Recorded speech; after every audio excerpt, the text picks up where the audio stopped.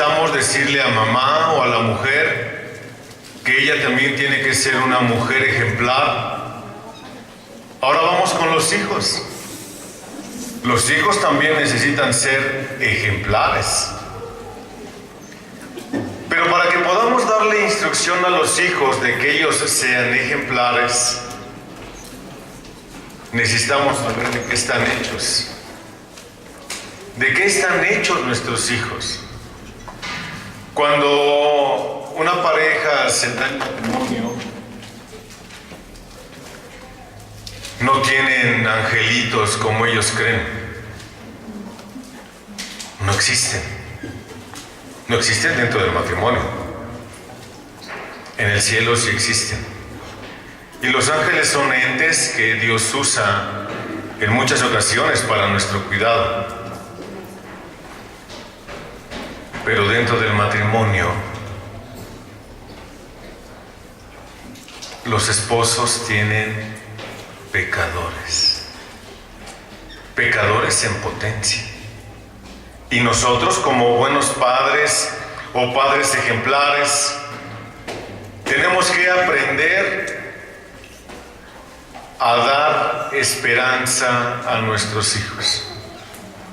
Tenemos que aprender a dar esperanza a nuestros hijos. Voy a usar dos textos. El primer texto en el que quiero meditar, creo que tiene mucha reverberancia el micrófono, ¿no, hermano? El primer texto en el que quiero meditar es Colosenses. Colosenses es un texto muy interesante. Toda la carta es una carta bien interesante en donde el apóstol Pablo está dando argumentos acerca de quién es Cristo. ¿Quién es Cristo? Y allí en Colosenses, en el capítulo 3, nosotros vamos a ver que el apóstol Pablo en esta carta está invitando a sus lectores originales a que ellos puedan entender con la mayor precisión posible quién es Cristo. Y esto lo vemos en el capítulo 1. Capítulo 1, versículos del 13 en adelante. Citó: porque Él nos libró del dominio de las tinieblas. ¿Quién es Él? Cristo. Cristo es el que nos libra del dominio de las tinieblas. ¿Qué significa esto, hermano? El estar bajo el dominio de las tinieblas significa que éramos por naturaleza, dice el apóstol Pablo en la carta a los Efesios en el capítulo 2, versículos del 1 hasta el 9. Significa que estábamos bajo el dominio de Satanás. O como lo explica el mismo apóstol Pablo allá en la carta a los Romanos en el capítulo 8 y en el capítulo 9. Cuando dice que estábamos sujetos a la ley del pecado. Estábamos en tinieblas. Hay dos grandes diferencias que nosotros encontramos en las Escrituras. Uno son los que viven en las tinieblas, en la oscuridad del pecado, y los otros son los que viven en Cristo, en la luz, porque Cristo es la luz del mundo. ¿Se acuerdan de eso? Los que viven en las tinieblas están muertos en delitos y pecados, dice el apóstol Pablo en Efesios 2, en los cuales anduvisteis vosotros en otro tiempo, y éramos por naturaleza hijos de ira, lo mismo que los demás, muertos. Un muerto no puede hacer nada para salvarse a sí mismo, absolutamente nada. Ustedes han asistido a algún funeral, me imagino. Un funeral en donde el centro del funeral es el féretro. Adentro del féretro hay un cadáver. Ese cadáver, piense usted, ese cadáver, ¿qué puede hacer por sí mismo? ¿Por qué? Porque está muerto. Así una persona que está sin Cristo está muerta en delitos y en pecados. Ese es el mejor ejemplo. Y así como un muerto no puede hacer nada para salvarse a sí mismo, tampoco usted, que está sin Cristo, puede hacer algo para salvarse a sí mismo. ¿Por qué? Porque como un muerto no puede hacer nada por sí mismo, usted tampoco puede hacer nada para salvarse a sí mismo. Está muerto. Usted nació con el pecado injertado en su corazón.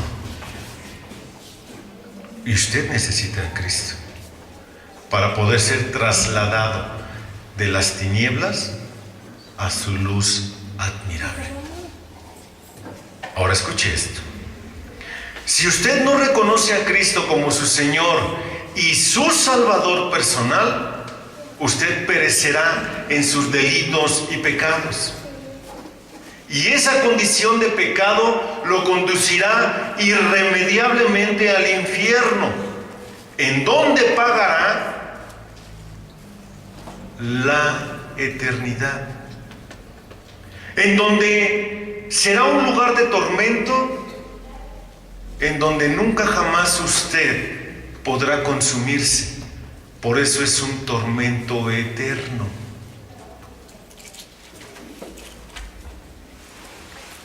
Por eso dice, porque Él nos libró del dominio de las tinieblas. Los que estamos en Cristo hemos sido perdonados y no hay nada de lo cual nos puedan acusar, dice el apóstol Pablo allá en la carta a los Corintios. El que dice que el acta de los decretos que existía contra nosotros fue anulada clavándola en la cruz. Dicho de otra forma, a quien le tocaba o a quien le correspondía o quien merecía morir clavado en la cruz del Calvario era yo, era usted, no Cristo, porque Él es el justo. El mundo hoy está celebrando Domingo de Ramos, la entrada triunfal a Jerusalén. Escuchen, lo veneran pero no lo conocen. Por eso el Señor dice que no solo de labios lo honres, sino con tu vida. Este pueblo de labios me honra, pero su corazón está lejos de mí, porque sigue teniendo un corazón muerto. Sigue teniendo un corazón de piedra, insensible a la palabra de Dios. Ese es el problema sobre el cual yace todo ser humano natural.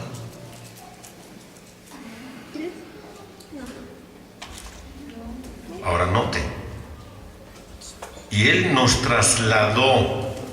Cuando dice que Él nos trasladó, voy a dar un ejemplo. Aquí a mi derecha tengo unas hojas, tengo otro atril y tengo unas hojas. Hoja, muévete hacia mí. Quizá no hablé lo suficientemente fuerte. Hoja, muévete hacia mí.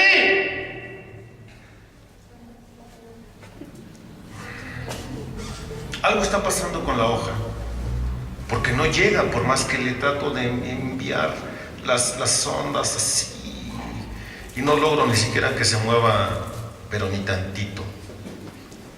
Para que la hoja pueda llegar a mí, yo tengo que hacer esto. Y la trasladé para conmigo. ¿Por qué la hoja no pudo llegar a mí? Porque no tiene la capacidad para llegar a mí, ¿cierto?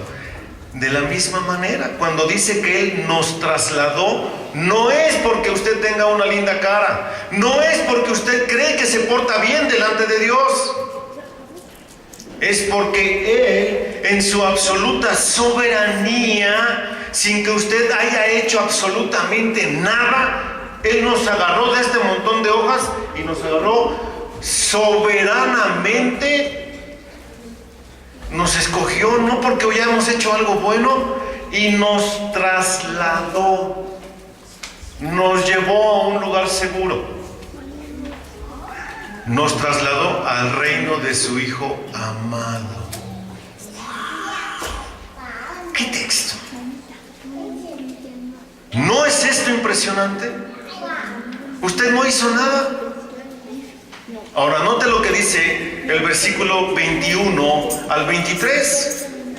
Y aunque vosotros antes estabais alejados y eras de ánimo hostil, ocupados en malas obras. ¿Ya se dio cuenta cómo nos está describiendo? ¿Cómo éramos? Estábamos alejados. ¿Alejados de quién? De Dios. Muertos. Y erais de ánimo hostil. ¿Cómo es de ánimo hostil? Hermano, un niño berrinchudo. Un niño berrinchudo no es de ánimo hostil. A ver, niño, quédate quieto. Y no quiere. No es ese. No te estoy describiendo a ti, mija, Cualquier parecido con la realidad es mera coincidencia, ¿ok? Ni tampoco a ti. Ni tampoco al que está acomodándose la cobija que tiene frío. No. Estoy hablando de otros niños. ¿Ok? De ánimo hostil, ¿contra quién? Contra Dios. Porque si Dios dice, marido, ama a tu marida. Ay, no, ¿por qué?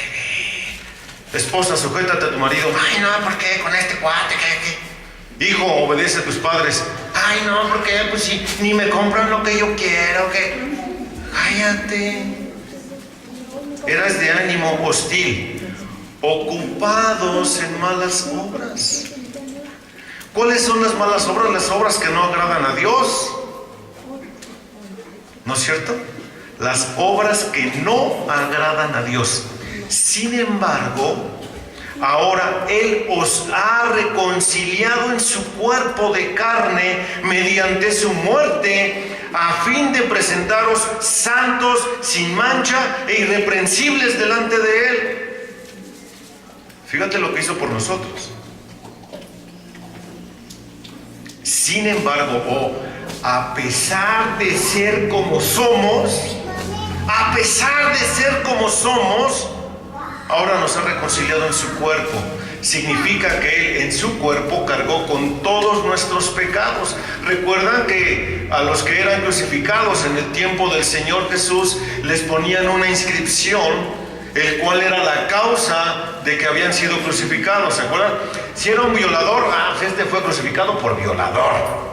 Si era un ratero, este fue crucificado por ratero. ¿Sí o no? ¿Qué tendría que decir la cruz del Señor? ¿Por qué fue crucificado? ¿Por qué? Fue crucificado por su culpa, por la culpa suya de usted y por la mía. Entonces esa cruz tendría que decir, la causa de la crucifixión fue Pedro, Juana, Fernando, Sofía, Iván, Oscar y todos los que están aquí deberían de estar inscritos en esa cruz, porque todos nosotros fuimos la causa, porque Él cargó en su cuerpo nuestros pecados.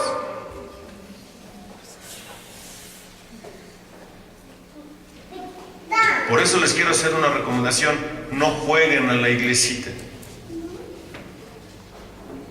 No jueguen a la iglesita. Esto es muy serio, sumamente serio. Porque si usted dice que es cristiano y usted no vive conforme a las normas de Cristo, usted se convierte en un hipócrita. Esto no es un juego. Sin embargo, Él ahora nos ha reconciliado en su cuerpo de carne mediante su muerte, a fin de presentaros santos, apartados del mal, sin pecado. sin mancha e irreprensibles. Ya nadie nos puede acusar de algún pecado delante de Dios, porque fuimos justificados en Cristo Jesús, donde fueron perdonados nuestros pecados pasados, presentes y los que estamos por cometer. Somos irreprensibles. Versículo 23. Si en verdad permanecéis en la fe, bien cimentados y constantes. Note, aquí hay una condicionante. Si usted permanece en la fe, si usted es un cristiano genuino, si usted no está vacilando con el cristianismo, aquí no hay de los que dicen, ay, bueno, es que hace muchos años yo era cristiano, pero me aparté por un tiempo y ya volví. No se equivoque. Quien no permanece es que no es. Cree ser, pero no es. Porque la Escritura dice, el que permanezca hasta el fin, ese será salvo. El que no permanezca no es y nunca lo ha sido y nunca será. ¿Nota usted la diferencia? Si en verdad permanecéis en la fe, cimentados,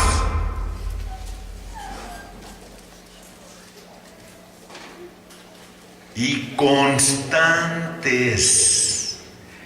Constantes significa que yo siempre, este es un verbo que está en presente continuo. Siempre debo de estar. Sin moveros de la esperanza del Evangelio. Hay un himno que dice, no canto muy bien, aclaro. Viene otra vez, viene otra vez, tal vez al amanecer, o tal vez al anochecer, viene otra vez. ¿No es esta la esperanza del Evangelio? Él viene. Y viene pronto. No me voy a meter en temas escatológicos en esta mañana, pero esa es la esperanza que tenemos en el Evangelio. Dice que habéis oído. ¿Oíste el Evangelio? ¿Escuchaste el llamado de Dios para venir? Porque fue proclamado a toda la creación debajo del cielo, y del cual yo, Pablo, fui hecho ministro. Por lo cual yo, Fernando, fui hecho ministro, por lo cual les estoy predicando en esta mañana. Si usted no es cristiano, el mejor consejo que le doy es, sea cristiano. Arrepiéntase de sus pecados. Confíe en Cristo como su Señor y su Salvador personal. Si usted no lo hace, perecerá en el infierno. Y de allí, nunca jamás nadie lo podrá sacar. El infierno no es aquí. Usted está viviendo aquí las consecuencias de sus actitudes. Y en el infierno, usted recibirá la cantidad de tormento en base a la cantidad de luz que recibió. Ahora déjeme le digo algo. Usted acaba de escuchar claramente el Evangelio. Acaba de recibir muchísima luz. Ahora considere que si usted no se arrepiente, cuánto tormento recibirá por la eternidad. Así que el mejor consejo que le doy es, arrepiéntase y sea salvo de esta perversa generación. ¿Ya notaron cómo Pablo está hablando claramente a la iglesia de Colosas? Ahora vayan conmigo al capítulo 3, versículo 21. Para que usted pueda ser un padre que da esperanza, primero usted tiene que vivir el Evangelio. Usted no vive el Evangelio, usted no le puede dar esperanza a sus hijos. Sus hijos van a irse al infierno. Note, versículo 21 del capítulo 3. Padres, no exasperéis a vuestros hijos para que no se desalienten, para que no se desanimen, para que no digan, ay no, para ser cristiano y ser como mis papás, que todo el tiempo están peleando. Mi mamá no se sujeta a mi papá no ama a mi mamá y siempre viven, como dijera mi abuelita, como perros y gatos en un costal. ¿Para ser como ellos? No, yo no quiero. Entonces nosotros debemos de ser padres que dan esperanza. ¿No quieren ser padres que dan esperanza, hermano? Para poder tener familias ejemplares, para poder aportar algo a esta sociedad que está perdida.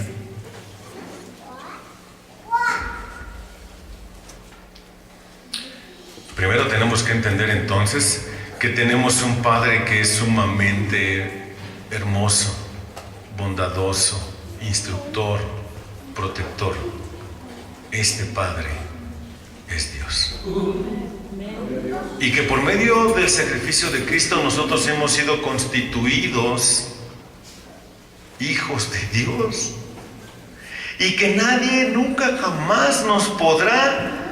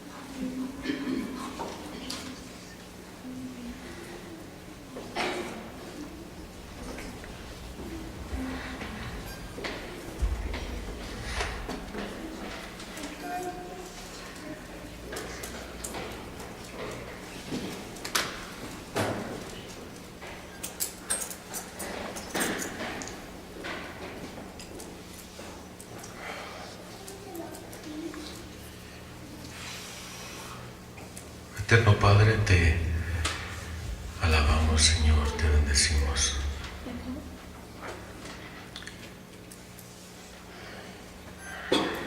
Señor, en esta mañana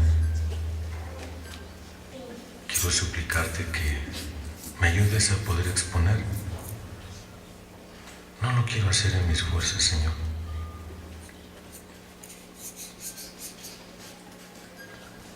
Siempre el poder ver tu grande misericordia me quebranta, Padre. Gracias por ello. Ahora, Señor, ayúdame a poder exponer para el beneficio y edificación de esta congregación. Úsame, Señor, toca sus corazones para que ellos también puedan ser tocados por tu hermosa palabra.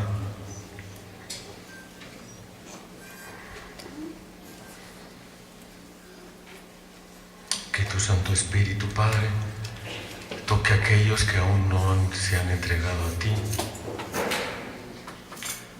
Pero también, Señor, fortalécenos para que podamos tener familias ejemplares que honren tu precioso y santo nombre. Úsame, Señor. Te lo ruego en el nombre de Jesús, nuestro Salvador. Amén.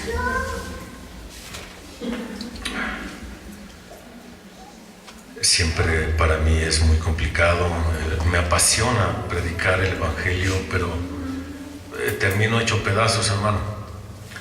Saber que a pesar de lo que éramos, Cristo nos salvó y ahora estamos en el hueco de su mano y tenemos la seguridad de una salvación tan grande que dice que nunca jamás nadie nos podrá arrebatar de eso. Eso es impresionante, hermano. Eso es para darle gracias a Dios día y noche. Día y noche. Bueno, entonces, la intención es que podamos tener una claridad perfecta de la paternidad de Dios. Dios no nos suelta, hermano. Desde el momento en el que fuimos constituidos hijos de Dios, desde ese momento Dios nos cuida, nos protege, nos sustenta y nos da todo lo necesario para vivir en este mundo para la gloria de su nombre, no para la nuestra. Déjenme, por favor, hermanos.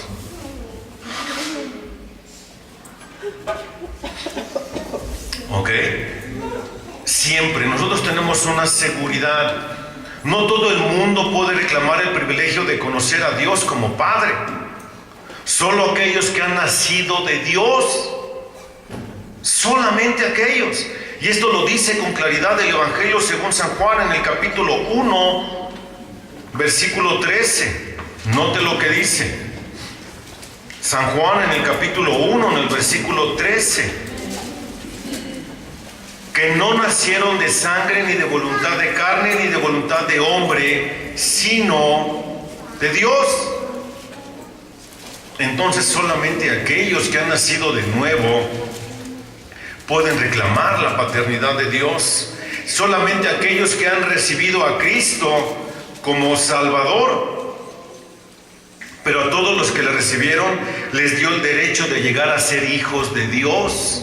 Solamente los que creen en Cristo como Señor y Salvador, ellos son constituidos divinamente como hijos de Dios y pueden reclamar el derecho de ser llamados hijos y poder llamar a Dios Padre.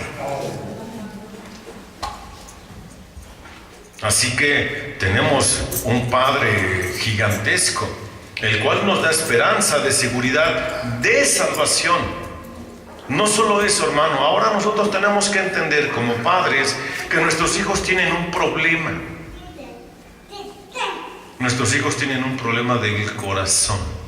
Nacen con el pecado y tienen toda la capacidad de desarrollarlo y llegar a ser muy perversos.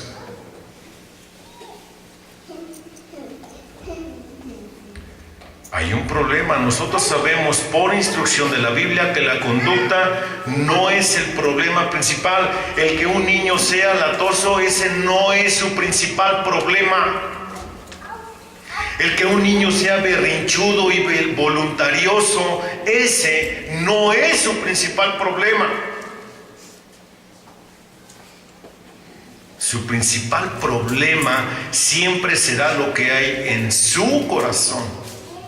Note lo que dice el Evangelio de Marcos en el capítulo 7, versículos 21 y 22. Porque de dentro del corazón de los hombres salen los malos pensamientos, fornicaciones, robos, homicidios, adulterios, avaricia, maldades, engaños, sensualidad, envidia, calumnia, orgullo e insensatez. Ahora dígame qué hay en el corazón de su hijo. ¿No hay acaso todas estas cosas? ¿No hay envidia en sus hijos?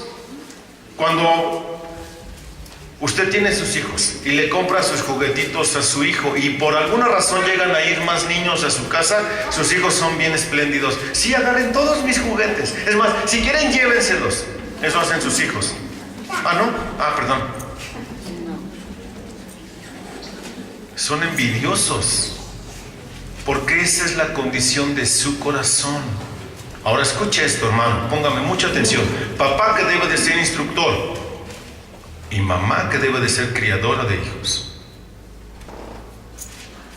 Si ustedes no se preocupan por presentarle el Evangelio a sus hijos desde pequeños, sus hijos no son salvos. El que sus hijos vengan a la iglesia no significa que son salvos. Le voy a dar un ejemplo claro de esto. Si yo entro a un establo, no me convierto en vaca. ¿O sí? No. Las personas que entran a esta iglesia sin Cristo no se convierten en cristianos nada más por asistir. Sus hijos no son salvos. La salvación no se hereda. Y a lo mejor usted tiene hijos grandes. Y a lo mejor a usted le ha costado mucho trabajo darle testimonio a sus hijos de su salvación. Y usted puede llegar a pensar, o sus hijos pueden llegar a calumniarlo, diciéndole: no, ay papá, es que yo no creo, por ve tú cómo eres, tú tienes la culpa de que yo no pueda creer en Cristo. O a lo mejor usted le dice: hijo, perdóname, yo tengo la culpa de que tú no creas en Cristo. Me van a pasar a perdonar los dos. Pero la Biblia dice con mucha claridad en Ezequiel, en el capítulo 18, y en el capítulo 3, y en el capítulo 17, el alma que pecare, esa morirá. Los hijos no son la consecuencia del pecado de los padres. Ambos son responsables delante de Dios por todas sus acciones. Y si pecan, morirán. Así que Cristo murió tanto por los chiquitos como por los grandotes. Entonces, hay un problema del corazón. Los niños no son salvos, papás. Sus hijos no nacieron salvos. Sus hijos nacieron pecadores, con todo el potencial de desarrollar maldad. Y si usted no se ocupa de entrenarlos, si usted no se ocupa de su principal labor, que es predicar el Evangelio, sus hijos perecerán en el infierno. Es complicado esto, ¿no? Porque ¿quién quiere que sus hijos vayan al infierno? ¿Quién de vosotros, siendo malos, si sus hijos les piden un pan, le dan una piedra? Y si le pide un pescado, le dan una serpiente. ¿No dice el Señor eso, el Señor Jesús?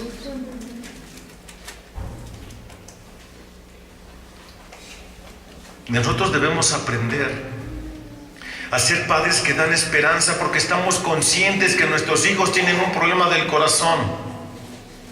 El problema de su corazón es su pecado. Ahora, quiero llevarlos a otro texto. Les dije que les iba a hablar de dos textos, que fue Colosenses, ya les hablé. Ahora vamos a ir a otro texto, Antiguo Testamento, Proverbios en el capítulo 3, en donde vamos a encontrar con mucha puntualidad cómo el autor de los... ¿Qué es un proverbio, hermano? ¿Sabes qué es un proverbio?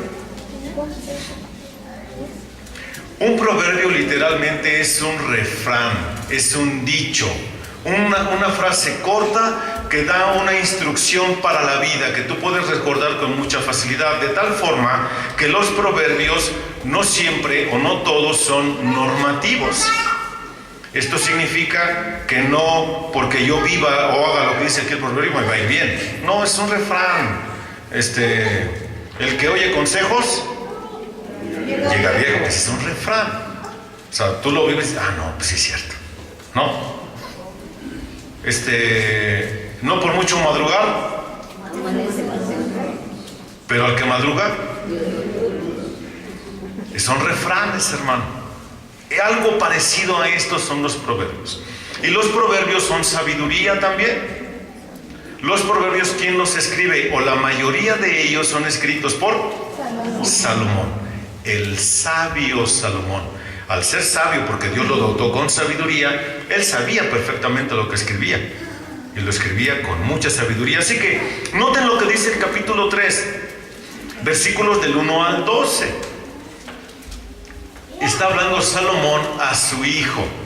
Escucha: hijo mío, no te olvides de mis enseñanzas, y tu corazón guarde mis mandamientos. ¿Quién está hablando? Un padre. ¿A quién? A un hijo. Y le está diciendo: hijo, ponme atención. Papá, cerciórate de que tu hijo te pone atención. Cerciórate. Que te vea a los ojos, que hay una comunicación directa, padre-hijo, que le estás dando instrucción precisa.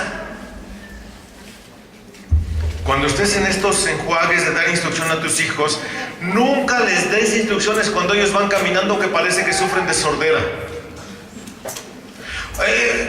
¿Cómo te llamas, hija? Fátima. Supongamos que Fátima anda aquí bailando la manzanilla, ¿no? Sube, baja, corre, va ahí. Y le habla a su papito: Fátima, ven. Y Fátima pasa corriendo. Fátima, y regresa. Y Fátima, pues hay que llevarla al otorrino, hermano, porque a lo mejor está sorda. U otra. A lo mejor Fátima lo que necesita es: te hablé, Fátima. Right now. Sit down, please.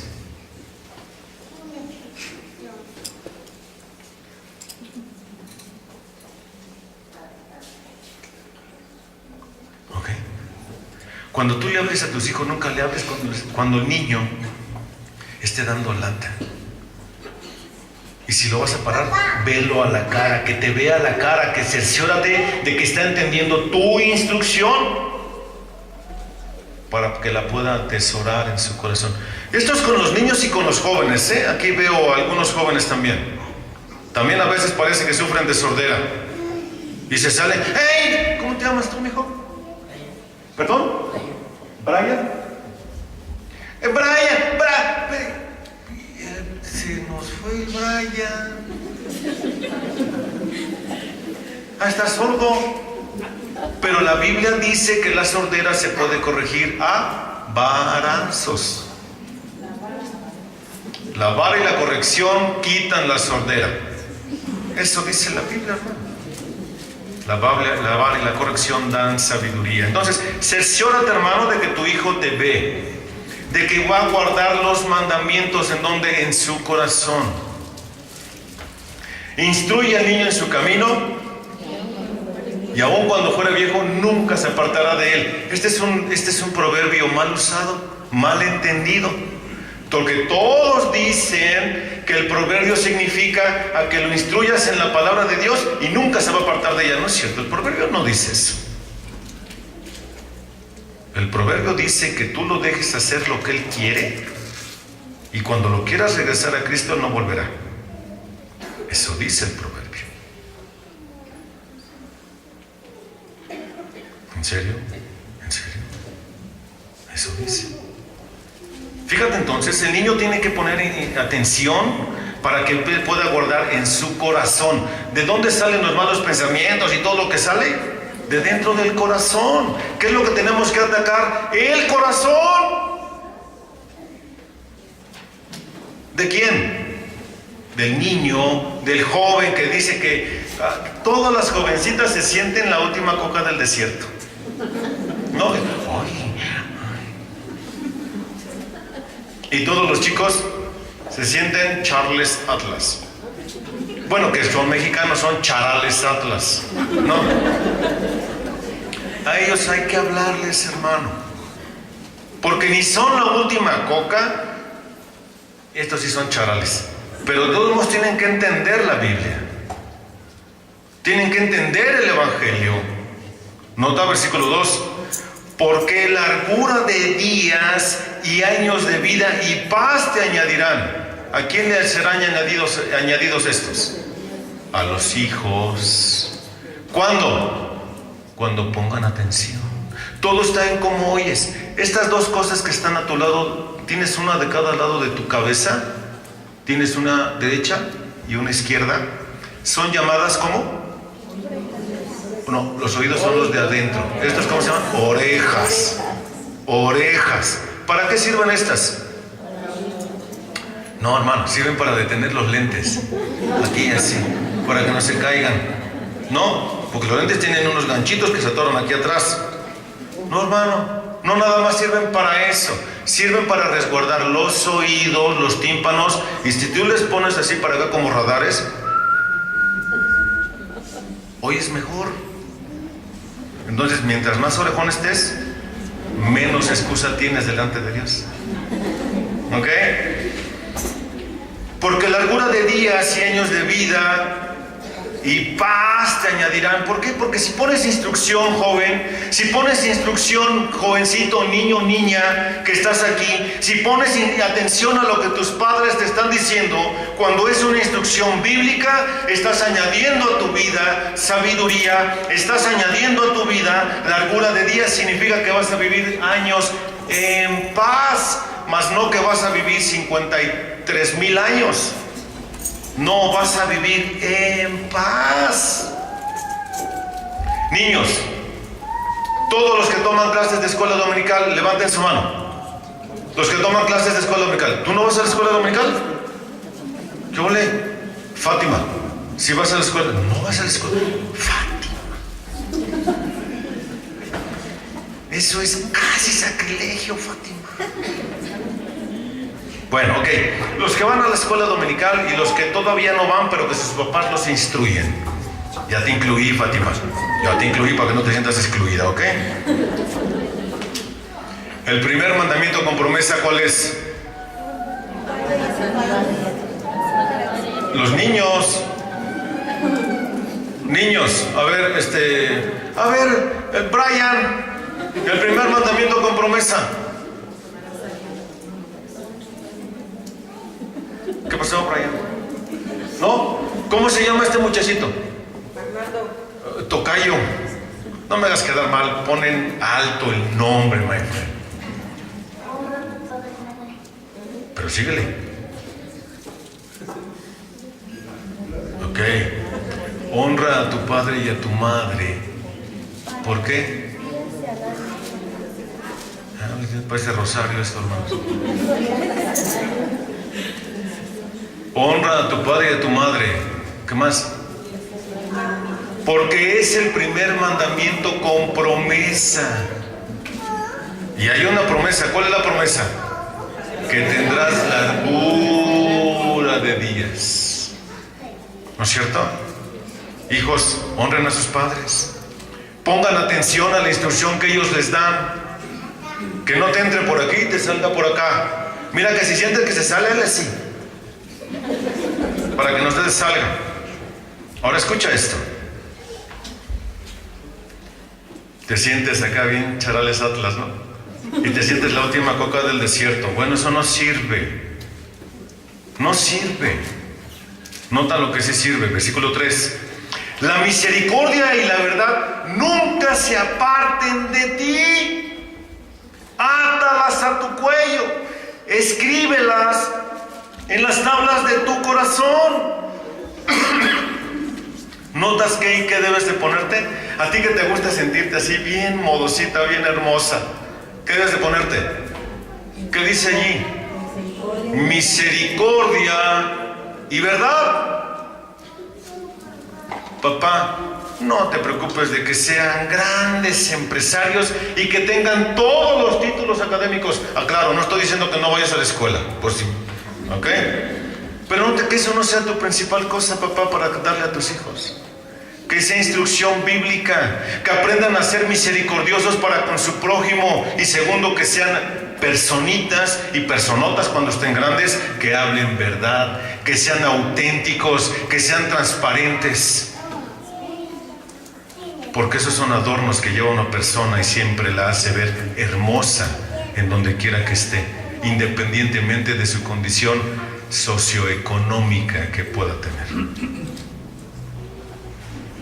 Un padre que da esperanza en esto ejercita a sus hijos.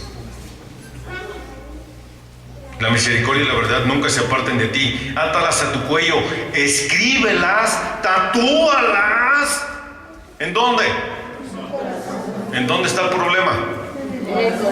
¿Qué es lo que tenemos que atacar? El corazón. ¿Por qué? ¿Por qué tenemos que hacer esto con nuestros hijos, papitos? Porque nota, hay un resultado hermoso. Nota, versículo 4. Así hallarás favor y buena estimación ante los ojos de Dios y de los hombres. ¿Cuándo? Cuando vivas la misericordia y vivas la verdad, hijo, hija. Deja de perder el tiempo en cosas superficiales. Ocúpate de lo que es. Este es un hijo ejemplar. El que es de ejemplo a otros, que vive esto. Nota, versículo 5. Confía en el Señor con todo tu corazón. Otra vez, ¿qué es lo que hay que atacar? El corazón. El corazón. ¿Qué es lo que no confía en Dios? El corazón. ¿Qué es lo que está desviado? El corazón. Confía. ¿Qué es confiar? Tener fe. Ten fe en el Señor, hijo. Nota la instrucción. No se está ocupando de lo externo, se está ocupando de lo interno. Confía en el Señor, ten fe en Dios, pon tu fe en Jesucristo, autor y consumador de la fe. Él murió por ti en la cruz del Calvario. Aquí está el Evangelio, hermano. ¿Te das cuenta? Confía en el Señor con todo tu corazón. ¿Cuál es el primero y más grande mandamiento? Amarás al Señor tu Dios ¿con qué?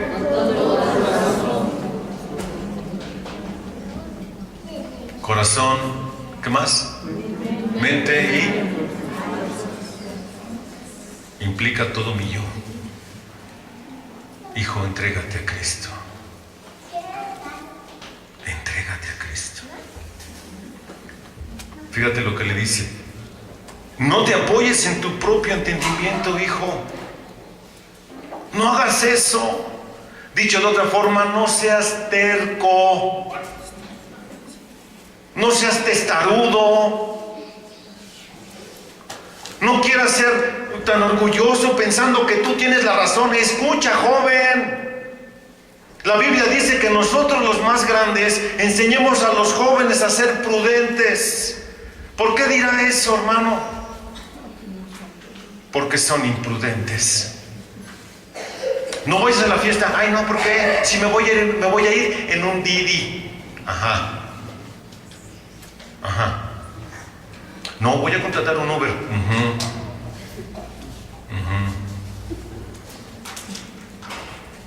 Que te lo crea tu abuelita, hija. Tu abuelito, hijo. Papás, demos instrucciones precisas. Ellos creen ser sabios. Uy, papá, pues tú crees que hoy nuestros tiempos son los tuyos. ¿Tú crees que porque tu papá y yo no sabemos usar un teléfono inteligente, tú eres más inteligente que el teléfono? Tampoco que nosotros, no le hagas el cuento. Cuando tú te comportas así, apoyándote en tu propia prudencia, eres la persona más ignorante que puede haber. Porque no consideras a Dios y tampoco a tus padres. Reconócele en todos tus caminos. ¿A quién? A Dios. Porque dice Eclesiastés, joven, life is life. Vive la vida. Gózala. Vive la vida en tu mocedad, en tu juventud. Pero sabe esto, que si tú no has considerado a Dios, Él te va a juzgar. Él te va a juzgar. Y es mejor que hayas reconocido a Cristo, porque si no van a llegar los días cuando seas viejo y digas, no tengo contentamiento a pesar de la vejez que tengo. Reconócelo en todos tus caminos. Estás en la universidad, estudiando en la universidad. ¿Por qué vas a la universidad? Estás estudiando administración, medicina, contaduría, lo que quieras. ¿Para qué? ¿Por qué? Porque quiero ser alguien en la vida. No, ya lo eres, eso dice tu acta de nacimiento. Que le declaró vivo a fulanito de tal. Y si ya tienes INE, ahí dice quién eres. Ya eres alguien en la vida. Pero tú vas a la universidad para glorificar a Dios o para ver qué ligas. ¿A qué vas? Reconócelo en todos tus caminos. Ay, papá, déjame ir al antro. ¿A qué vas? Explícame, ¿a qué quieres ir? ¿Eso glorifica al Padre? Está lleno de vicio y perdición. ¿Quieres perderte? Papá, no lo dejes ir. Ay, sí, que pruebe, para que vea. El problema no es que pruebe y que vea. El problema es que si le gusta, a ver cómo lo sacas luego de ahí. Debemos aprender a ser padres que dan esperanza. Así que joven, niño, reconoce a Dios en todos tus caminos y Él enderezará tus veredas. Esta es una palabra usada, bien usada en la traducción de la Septuaginta, que es el griego, que dice ortos, de donde se deriva nuestra palabra castellana, ortopedista u ortopedia. ¿Qué hace un ortopedista? Te endereza, ¿no? Oiga, doctor, es que me dio a ver, se acuesta y Él enderezará tus veredas. ¿Qué son las veredas? Porque hay caminos que al hombre le parecen derechos, pero su fin es la perdición, la muerte, la condenación eterna en el infierno. Así que deja que Dios enderece tu vida, joven. Deja que Dios te guíe. Él va a allanar el camino para que tú puedas andar bien sin ningún problema en Cristo. Nota, otro consejito: no seas sabio a tus propios ojos, no seas testarudo otra vez, no seas orgulloso, sé humildito y teme al Señor. Apártate del mal. El sabio ve el mal y se aparta. Y el necio ahí se queda, hermano. ¿Cómo eres? No, es que yo sí puedo. ¿Se acuerdan de Sansón? Está chiquito a mi lado. Ajá, sí, cómo no. Vas a terminar como el burro al que estaba atado Sansón. Así que no seas sabio en tu propia opinión. Teme al Señor y apártate del mal, porque esto te dará descanso, te dará paz, será medicina a tu cuerpo y refrigerio a tus huesos. ¿Qué hace la medicina? Por ahí andaba mi hermano. ¿Qué hace la medicina a un cuerpo enfermo? Pues lo recupera, hermano, ¿no es cierto? Ay, sí, ya me aliviané. ¿Y al cansado qué hace un refrigerio? ¿Qué pasa cuando hay una persona? Tengo un hambre espantosa.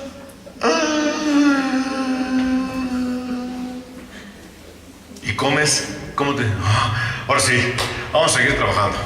¿No? Cuando tú temes al Señor, Él te fortalece, Él te compone, Él sana tu pecado, Él te perdona, hermano. Joven, para que puedas ser un joven ejemplar, un hijo ejemplar, hay que vivir esto que dice aquí Proverbios en el capítulo 3. Honra al Señor con todos tus bienes. ¿A que no? ¿Lo que yo gano es mío? No. Lo que tú ganas es de Dios. Dios te lo da para que lo administres, porque todo le pertenece a Dios. Eso dijo el rey David allá en el primer libro de Crónicas, en el capítulo 29, versículos del 10 al 14. ¿No es cierto? Lo recibido de tu mano te damos. ¿Cuánto se le da a Dios, hermano? Instruye a tu hijo, hermano, papá, mamá. Instruye a tu hijo. ¿Cuánto se le da a Dios? ¿Cuánto se le da a Dios? ¿Quién dijo todo? A ver, Iván, de una vez, ahorita que dijeron todo, vas, my friend.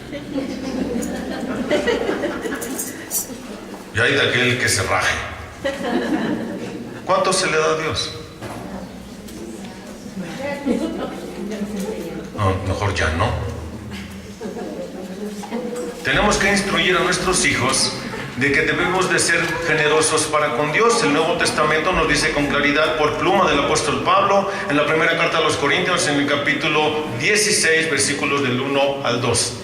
Cada uno, o sea, cada uno significa en lo individual, tanto chiquitos como grandes, atesoren algo, aparten algo especialmente para llegar el domingo y decir, esto es del Señor. ¿Cuánto? Lo que Dios haya dispuesto en tu corazón. Pero dalo con alegría, no por imposición. Aquí no se le obliga a nadie a entrarle con su cuerno. Aquí son ofrendas voluntarias que honran y glorifican a Dios. El diezmo era el impuesto que se usaba en el Antiguo Testamento para la manutención del pueblo levita. Hoy le pagamos el impuesto al gobierno y no es el 10%. ¿Cuánto se le paga al gobierno? El 16%. Ahora, si tú te quieres guiar bajo el 10%, era el 10% de todo lo que recaudaban los judíos, que suma un total anual del 23.5% de todos sus bienes. No es mucho, mejor le doy lo que Dios ponga en mi corazón. Pero dice que debe de ser generosamente. Generosamente significa que debe de ser más del 10% o menos del 10%, según haya usted prosperado. Pero eso enséñele a sus hijos, hermano. Ay, no, el niño no quiere dar porque pues son los 10 pesos que le tocan de domingo. Enséñele que debe de honrar a Dios con todos sus bienes para que sean hijos ejemplares. Honra al Señor con todos tus bienes, con las primicias de todos tus frutos, con lo que trabajes, con lo que tengas, una parte le pertenece a Dios. No se trata de sacarlo de uñita acá. La moneda más chiquita, esta, tus 50 centavos. No, hombre, no, hermano, no hagas eso. Con generosidad. Entonces tus graneros se llenarán con abundancia y tus lagares rebosarán de mosto. Hijo mío, no rechaces la disciplina del Señor. Llegamos a otro punto, jóvenes y niños. No rechacen la disciplina del Señor, ni aborrezcas su reprensión, porque el Señor al que ama disciplina o reprende, como un padre al hijo en quien se deleita.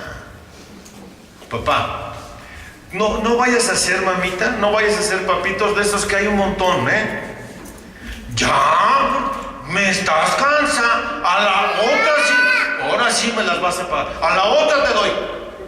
Y ya llegaron 50 y nunca le dieron, hermano. No le mientas a tu hijo, hermano. Pobrecito, le estás mintiendo y estás provocando que sea más rebelde de lo que ya es. ¿Sí o no?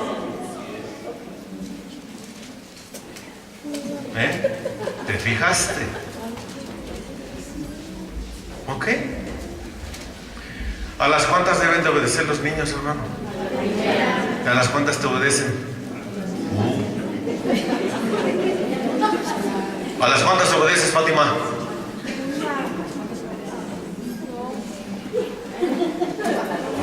Ok, está chiquita. A la primera, a la segunda, ¿sí? Pues no sé. ¿A las cuántas obedeces, Brian? Cuando ya te zumbaron, seguro. ¿Dónde está Camila? Ah, ya la vi. ¿A las cuántas obedeces, Cami?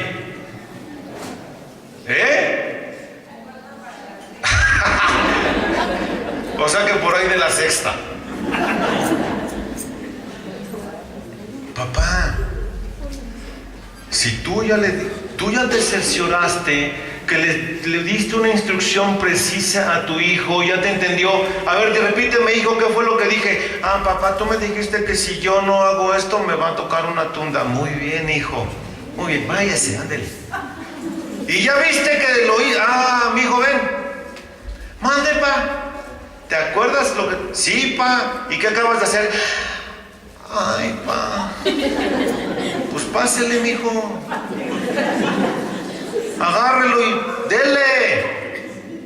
Si usted le prometió, dele, hermano. No, porque los derechos humanos no están derechos, están chuecos. Que no te amedrenten, papá, que le vas ya a la escuela. Yo te voy a dar otro si vas de rajón, hijo. Fácil. ¿Dónde está lo complicado? En que los papás... ¿Cómo voy a maltratar? No, porque a mí nunca me pegaron. O la otra, no, porque como a mí me pegaron tanto, yo no quiero darle a mis hijos. Bueno, la escritura dice que si tú le das es porque lo amas, y si no le das es porque no lo amas. Nota que si tú dejas sin disciplina a tu hijo, es constituido un bastardo. No es un hijo legal. ¿Te das cuenta, papito? Los monstruos que estás creando porque no les das instrucción, porque desobedecen la instrucción y no los disciplinas. ¿Ya te diste cuenta? Es que ya está bien grande. Pues dale más duro para que le duela. Pues sí. Mira, allá de donde yo vengo, de un ranchito que tengo allá más abajo del trigal, hermano. Nosotros venimos de San Antonio la Isla, no San Antonio, Texas, hermano. San Antonio la Isla está como a hora y media de aquí. De allá venimos. Y allá trabajan la madera y hacen mucha artesanía, hermano. Así que cuando tu hijo no te obedezca, no creas que te estoy mandando a trabajar allá a los niños. No, hermano. Si las varitas que venden ya no le doy. Allá venden unas palotas así que le dan las moleras, hermano. Lo agarras y ¿cómo de que no? Dale, hermano. Que sepa quién manda en casa. A lo mejor con el tono de voz. Mi hijito, mi amor, mira que debes de hacer esto, que no sé qué, que está bien.